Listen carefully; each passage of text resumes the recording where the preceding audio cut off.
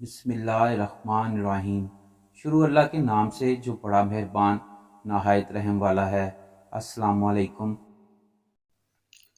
ایک ایسی لڑکی جو ہمیشہ اپنے چہرے پر میک اپ کیے رکھتی تھی، دن بھر اپنے چہرے پر مختلف کریمیں لگا کر اپنے چہرے کو خوبصورت کرتی تھی، دن بھر میک اپ کرنے میں مصروف رہتی تھی، رات کو سوتے وقت بھی وہ اپنے چہرے پر میک اپ کر کے سویا کرتی تھی، اپنے ہونٹوں پر لپسٹک لگا کر اور اپنی آنکھوں کو سجا کر مردوں کے سامنے تنگ اور ننگے کپڑے پہن کر اپنے جسم کی نمائش کیا کرتی تھی، اور اپنے دل میں سوچتی تھی کہ میں دنیا کی سب سے خوبصورت لڑکی ہوں۔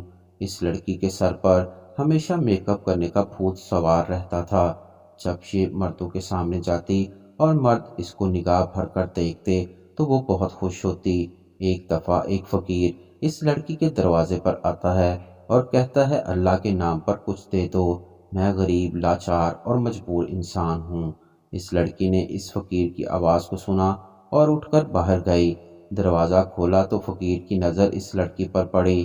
اس کا فیشن، کپڑے، چہرہ دیکھ کر اس فقیر نے اس لڑکی سے کہا کہ مجھے تمہارے پیسے کی کوئی ضرورت نہیں، اور میں اللہ کے واسطے تمہیں ایک مشورہ دیتا ہوں کہ پردے کی حالت میں رہا کرو اور اتنا میک اپ کر کے اجنبی مردوں کے سامنے نہ آیا کرو۔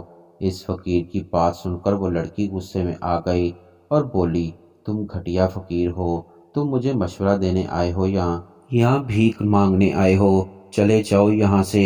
فقیر لڑکی کی یہ بات سن کر وہاں سے چل دیتا ہے اور جاتے ہوئے کہتا ہے، مرنے کے بعد تیرا بہت برا انجام ہوگا، جلدی سنبھل جا، جلدی سنبھل جا۔ کچھ دن بعد لڑکی کا انتقال ہو جاتا ہے۔ اس کے کچھ دن بعد ایک عبادت گزار اور نیک عورت نے اس لڑکی کو خواب میں دیکھا۔ اس لڑکی کے حالات دیکھ کر وہ عورت گھبرا گئی۔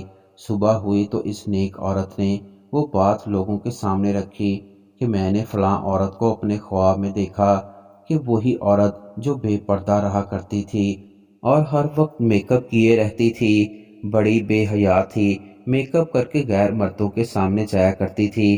میں نے دیکھا ہے کہ اللہ تعالیٰ نے اس کے ہونٹوں کو کاٹ دیا ہے، جن ہونٹوں پر وہ لپسٹک لگایا کرتی تھی ان آنکھوں کو بھی نکال دیا ہے، جن آنکھوں پر وہ میک اپ لگایا کرتی تھی اللہ تعالیٰ نے اس کے ناخنوں کو بھی کھینچ لیا ہے، جن ناخنوں پر وہ پالش لگایا کرتی تھی اللہ تعالیٰ نے اس لڑکی کی قبر میں سانپوں کو چھوڑ دیا ہے۔